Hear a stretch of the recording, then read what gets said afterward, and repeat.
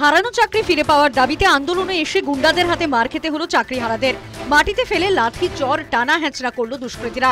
সামনে দাঁড়িয়ে তখন বিধাননগর পুরসভার চেয়ারম্যান সব্যসাচী দত্ত।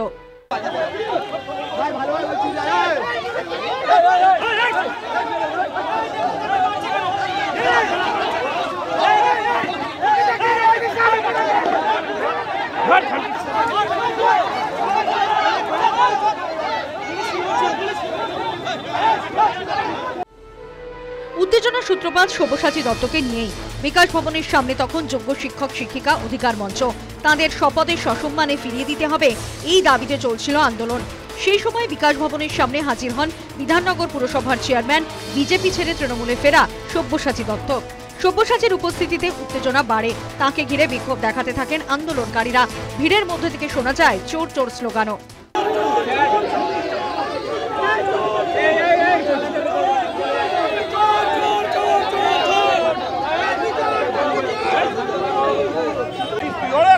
বলছিস সেগুলো তোর বাবা এই চল চল একজন মন্ত্রী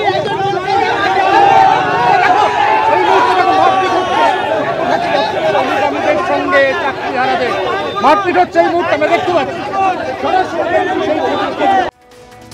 এরপরে সব্যসাচীর অনুগামীরা ঝাঁপিয়ে পড়ে। দুষ্কৃতীদের সামনে কার্যত কোনো প্রতিরোধ গড়ে তুলতে পারেনি পেশায় শিক্ষক শিক্ষিকারা। দুষ্কৃতীদের এই কাজের সমর্থন করেন সব্যসাচী। এমনকি সাংবাদিকদের উদ্দেশ্যে তর্জনী তুলে রীতিমতো শাসানির সুরেও কথা বলতে থাকেন। আমার এটা ওয়ার্ড, আমি ওয়ার্ড দিয়ে ঢুকে যাচ্ছিলাম, পুলিশ বলল এখানে একটা বিক্ষোভ চলছে, আপনি যাবেন না।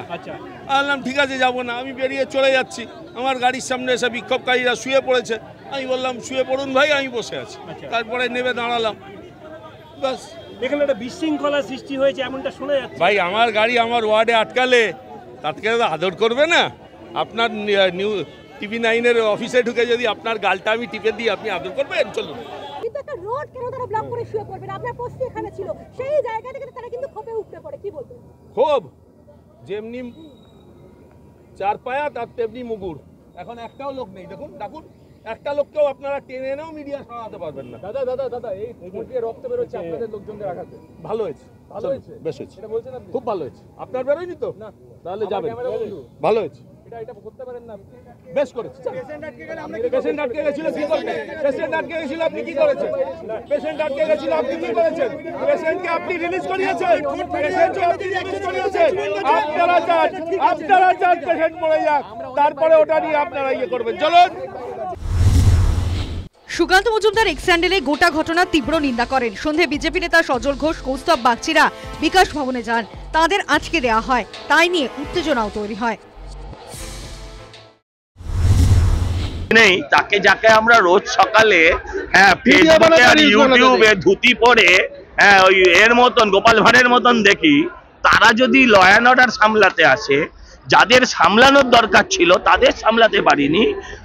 মানে একদম প্রোঅ্যাক্টিভ টু আস অনলি, যারা আমরা সাধারণ মানুষ, হতে পারে আমরা কোনো রাজনৈতিক দলের প্রতিনিধি, আমিও একজন জনপ্রতিনিধি, ও একজন হাইকোর্টের লয়ার, তাদেরকে যদি এইভাবে আটকে দেয়, আমরা দল বল সঙ্গী সামন্তন লোকজন ডেকে আনিনি। আপনারা তো কথা বলতে যেতে চাইছিলেন। হ্যাঁ নিশ্চয়ই, আন্দোলনকে সমর্থন জানাতে।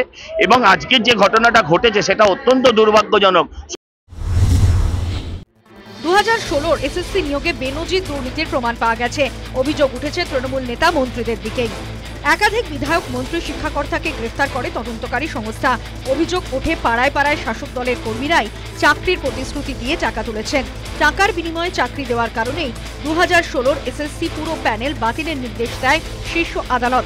ঘটনাচক্রে চাকরি ফেরত পাওয়ার দাবি জানাতে এসে যোগ্য শিক্ষকদের মার খেতে হলো, যার কারণে তিনিও একজন তৃণমূল নেতা। বাংলায় একটি প্রবাদ রয়েছে, ভাত দেওয়ার মুরদ নেই, কিল মারার গোসাই। অন্য প্রসঙ্গে উচ্চারিত হওয়া এই প্রবাদই কি সত্যি হয়ে উঠেছে যোগ্য চাকরিহারাদের জীবনে? News time.